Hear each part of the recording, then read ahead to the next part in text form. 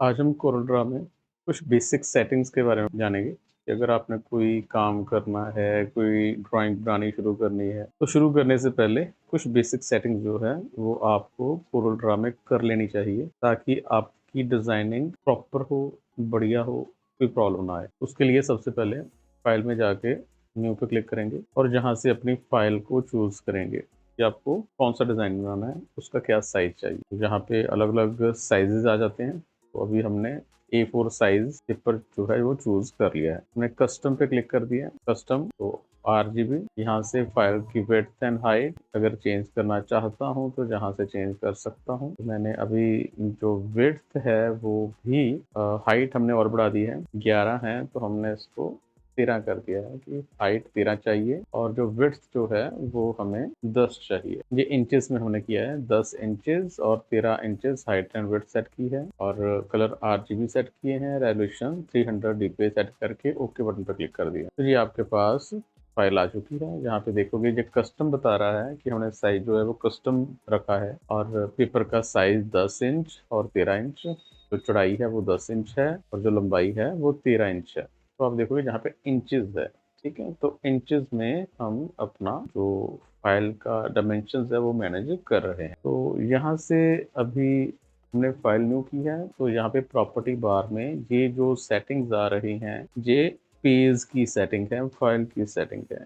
तो यहाँ से अब हम अपनी रिक्वायरमेंट के अकॉर्डिंग अगर चेंजेस करना चाहते हैं तो चेंज कर सकते हैं। जैसे अभी हमने फाइल न्यू कर दी है, तभी कुछ चीज़ें रह गई हों तो अब बाद में भी ये चेंज की जा सकती हैं। तो जैसे अभी यहाँ पे ओरिएंटेशन है तो ये लंबाई ज़्यादा है और चौड़ाई कम है। अगर हम यहाँ पे क्लिक कर देंगे तो अभी ये लंबाई में पेपर जो है वो कम हो चुका है और चौड़ाई में ज़्यादा हो चुका है। तो आप सीधा पेपर मतलब पोर्ट्रेट और अगर चौड़ाई में यूज़ करोगे तो लैंडस्केप पेपर यूज़ कर सकते हो। तो यहाँ से हम इसकी ओरिएंटेशन जो है वो चेंज कर सकते हैं। ऐसे ही विड्थ जैसे भी 13 है तो मैं अगर इसको चेंज करके 15 करना चाहता हूँ तो मैंने 15 करके एंटर प्रेस कर दिया है। अब देखोगे कि आपकी जो पेपर की जो लंबाई है वो बढ़ चुकी है। अभी 15 इंच इसकी जो चौड़ाई है वो हो चुकी है और जो ऊंचाई है वो 10 इंच हो चुकी है। तो जैसे जैसे हम जहाँ पे चेंज करेंगे अभी और मैंने और ज़्यादा चेंज कर दी है, मैंने 17 करके एंटर कर दिया है। तो अभी ये 17 इंच इसके पेपर की जो चौड़ाई है वो हो चुकी है और हाइट जो है वो 10 इंच हो चुकी है। तो ये अब जो चेंजेस हो रहे हैं वो इंचेस में हो रहे हैं। अगर मैं जहाँ से चेंज कर देता हूँ तो मिलीमीटर्स हैं, पॉइंट्स हैं, पिक्सल्स हैं, फीट हैं, ठीक है। तो अभी हमने ये मान लो सेंटीमीटर कर दिया तो आप देखोगे यहाँ पे डिमेंशन जो है वो सेंटीमीटर्स में आ चुकी हैं।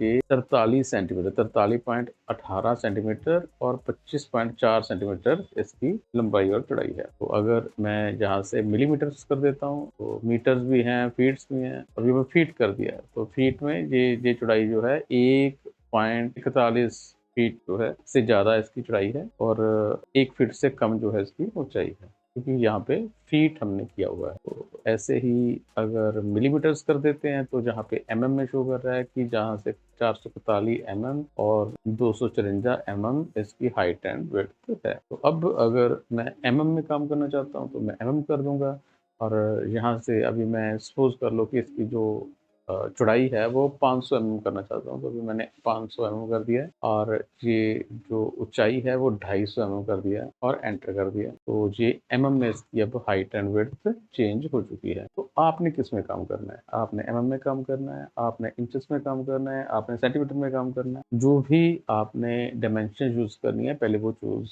कर लेनी है कि आपकी फाइल में वो वाली डायमेंशंस काम करें। हम जहाँ से यूनिट्स चूज करेंगे, डायमेंशन चूज करेंगे, किस यूनिट्स में आपको काम करना चाहते हो। तो अभी हमने mm चूज किया है तो mm में हम काम करना चाहते हैं। अगर इंचेस करोगे तो यहाँ पे ये देखो ये आपका रूलर है, रूलर भी साथ में चेंज होता है कि अभी यहाँ पे रूलर पे 100, 150, 200 ये mm में शो कर रहा है। तो अगर मैं जहाँ से इंचेस चूज करता हूँ तो जैसे यहाँ पे इंचेस चूज हुए हैं तो यहाँ पे भी इंचेस में जो यूनिट्स हैं वो आने शुरू हो चुके हैं। ये रूलर है हमारा, ये वर्टिकल रूलर और हॉरिजॉन्टल रूलर, ये भी साथ में चेंज करेगा जैसे भी यूनिट्स हम जहाँ से चूज़ करेंगे, सेंटीमीटर करेंगे तो सेंटीमीटर में चेंज हो जाएगा, एमएम करेंगे तो एमएम में हो जाएगा, इंचेस करेंगे तो इंचेस में चेंज कर देगा। तो हमने किस यूनिट में काम करना है, वो भी यहाँ से चूज़ करना पड़ेगा। हमने पेपर का साइज़ क्या रखना है, वो भी यहाँ से चूज़ करना पड़ेगा। और उसके बाद में ये हमारे जो कलर्स हैं, जैसे हमने पहले बताया था, तो अभी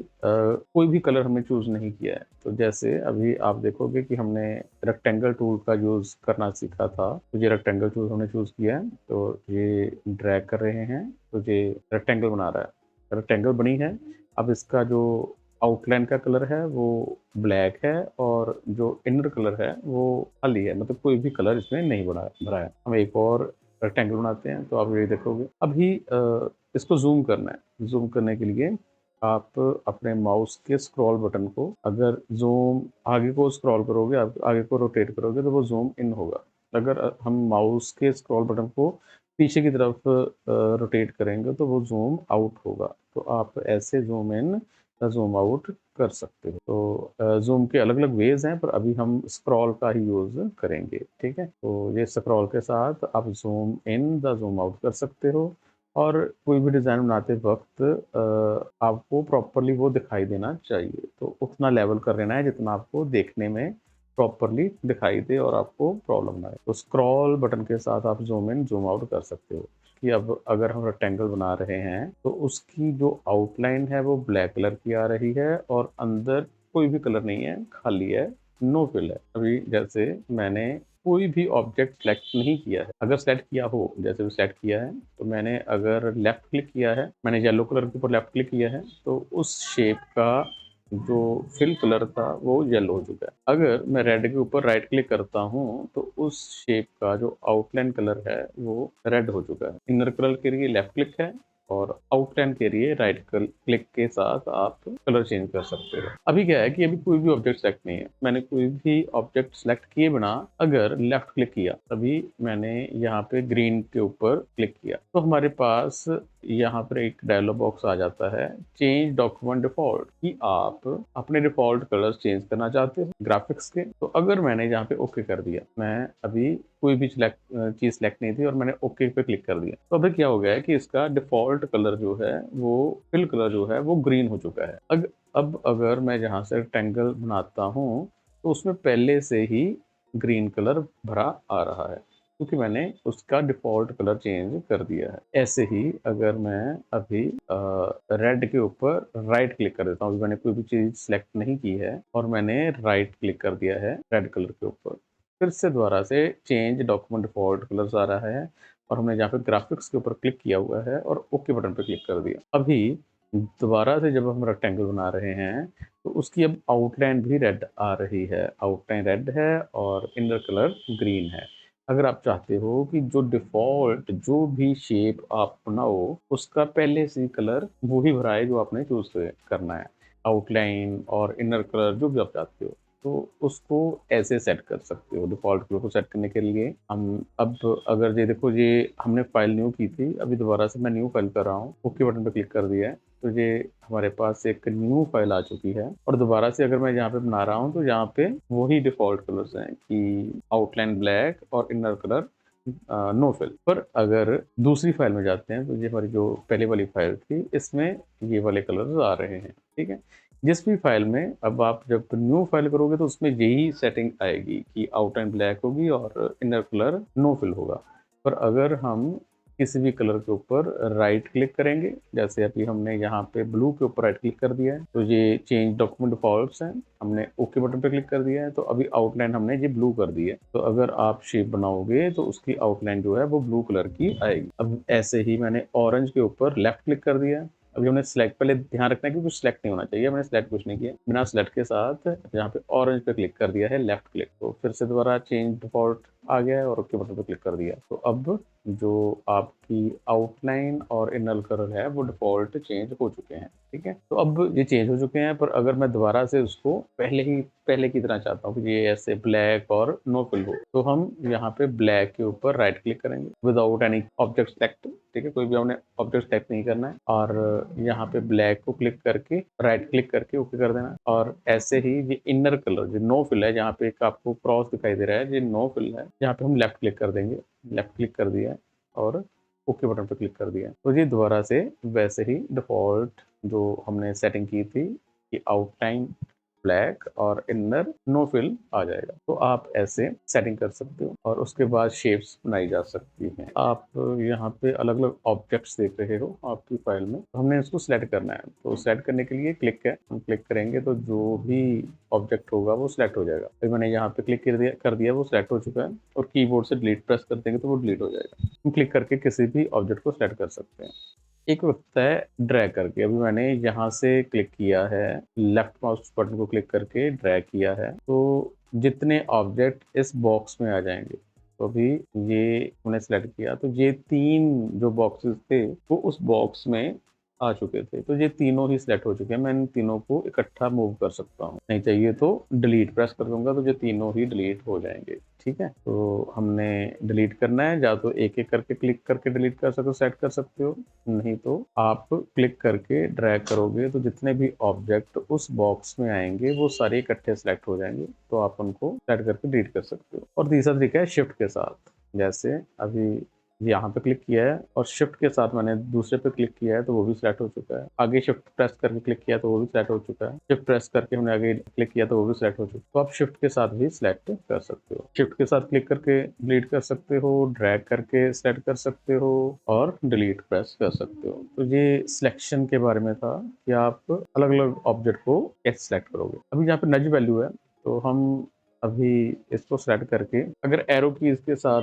एरो की 1 2 3 4 तो वो मूव कर रहा है, धीरे धीरे मूव कर रहा है। ठीक है, तो ये मूवमेंट अगर हम कम ज्यादा करना चाहते हैं तो अभी इंचेस में है तो ये 0.01 इंच जो है वो हमने नज वैल्यू सेट की हुई है, तो मैं यहाँ से ज्यादा कर सकता हूँ। अभी मैंने मान लो 1 कर दिया, 1 कर दिया और एंटर कर दिया। ठीक है, तो अभी ये 1 इंच हो चुका है, 1 इंच। तो अब अगर मैं इसको क्लिक करके अगर एरो की प्रेस करूंगा तो वो 1 इंच नीचे आ चुका है, 1 इंच नीचे आ चुका है, 1 इंच नीचे आ चुका है।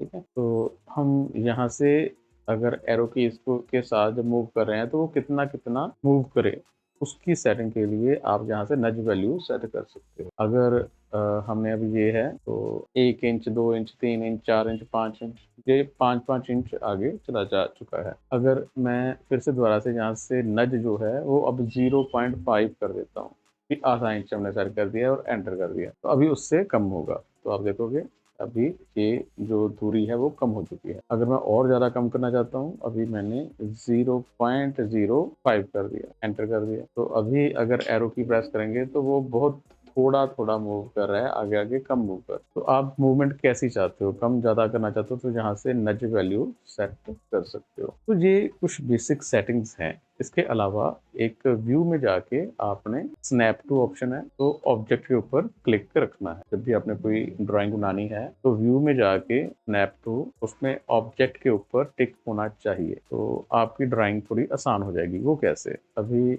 हमने यहाँ पे एक शेप बनाई है और मान लो कि मुझे यहाँ पे इसके साथ में ही इस कॉर्नर के ऊपर कोई शेप बनाना चाहता हूँ, तो यहाँ पे देखो कि आपको नोड दिखाई दे रहा है, ये नोड आ रहा है। ठीक है, हम जहाँ पे क्लिक करेंगे तो उसके साथ में ही एक और शेप बन चुकी है। ठीक है, मुझे यहाँ पे चाहिए तो वहाँ पे पॉइंट अपने आप ही आ रहे हैं और हम वहाँ पे क्लिक करके उसी के साथ में बना पा रहे हैं। ये किसके कारण है, क्योंकि हमने व्यू पे जाके स्नैप टू ऑब्जेक्ट किया हुआ है। अगर यहाँ पे टिक नहीं है, यहाँ पे भी टिक नहीं है, तो मैं यहाँ पे एकदम साथ में क्लिक नहीं कर पाऊंगा। ठीक है, आपको प्रॉब्लम्स आएंगी। ठीक है, आप प्रॉपरली पॉइंट्स के ऊपर नहीं जा पाओगे। पर अगर व्यू में आपने स्नैप टू ऑब्जेक्ट किया हुआ है तो आप किसी भी ऑब्जेक्ट के पास जाओगे तो वो नोड्स को अपने आप सेट कर लेगा और उसके साथ में आपको शेप बनाने में कोई प्रॉब्लम नहीं आएगी। तो हमने ये भी सेटिंग जो है स्नैप टू ऑब्जेक्ट वो सिलेक्ट ही रखना है। तो ऐसे आप जो भी ड्राइंग बनाओगे उससे रिलेटेड आप पहले डिफ़ॉल्ट कलर, पेज की ओरिएंटेशन, पेज का साइज, यूनिट्स, नज वैल्यू, व्यू में जाके स्नैप टू ऑब्जेक्ट, ये हम सेटिंग पहले सिलेक्टेड रखेंगे। ये रखोगे तो आपको जो भी डिज़ाइन बना रहे हो वो बनाने में हेल्प होगी, इजीली आप ड्राइंग बना पाओगे। ठीक है, तो ये हमारी बेसिक कुछ सेटिंग्स हैं डिज़ाइन बनाने के पहले सेट करने के लिए। और हमने साथ में सिलेक्ट भी किया है कि आप जितना भी सिलेक्ट करना चाहते हो, वो सिलेक्ट अलग-अलग तरीके से कर सकते हो और डिलीट करना है, जो भी मूव करना है वो किया जा सकता है। तो आई होप आपको ये सेटिंग जो है वो समझ लग गई होंगी।